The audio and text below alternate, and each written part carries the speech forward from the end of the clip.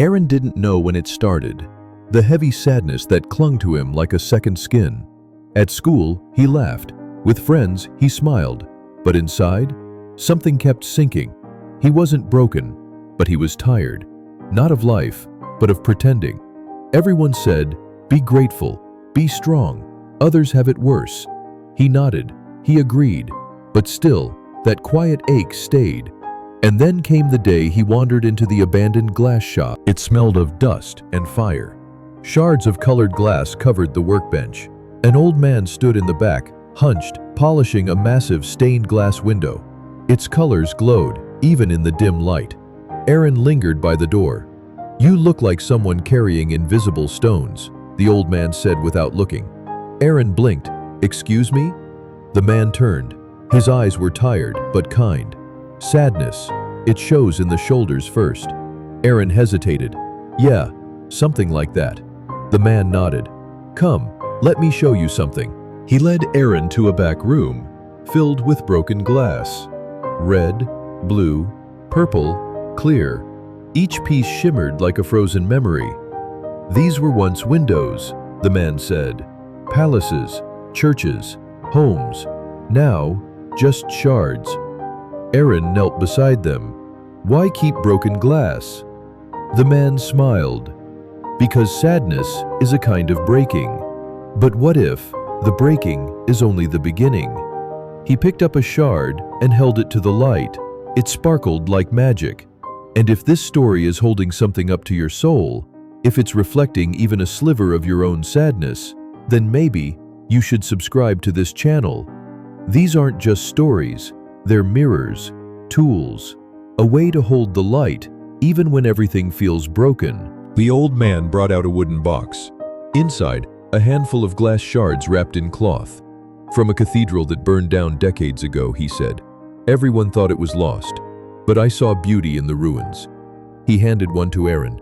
It was jagged, imperfect, yet oddly beautiful. "This," the old man said, "was once part of a rose window. When the fire came, people wept, but no one asked, 'What now?'"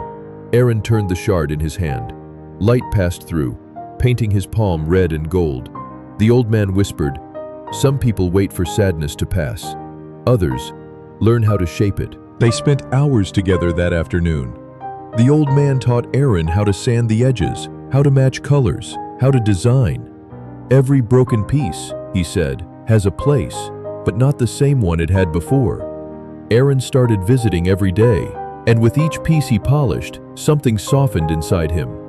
He realized he didn't need to fix his sadness. He needed to use it, shape it, let it become part of something bigger. One afternoon he asked, "Do you think the window will ever be complete?"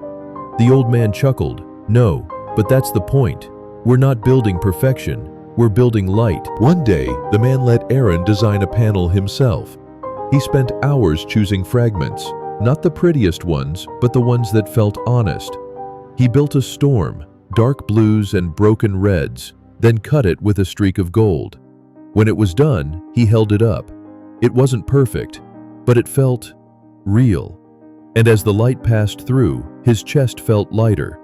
He turned to the old man, who simply said, "Now you understand." Aaron nodded slowly. It's not about getting rid of the sadness. It's about learning how to carry it with purpose. A month later, the window wasn't finished, but it was radiant. Visitors had begun to stop by. Some stared, some cried. Aaron stood by the door, greeting them. His sadness hadn't vanished, but it no longer ruled him.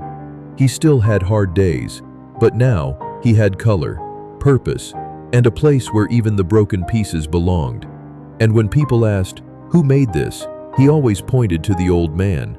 But the old man? He'd quietly disappeared. Later that week, Aaron added a small inscription beneath the window, "Made from what once hurt." So here's the question. If you could take one broken part of yourself, one moment of pain, loss, or sadness, and turn it into light, what would it be? Let us know in the comments.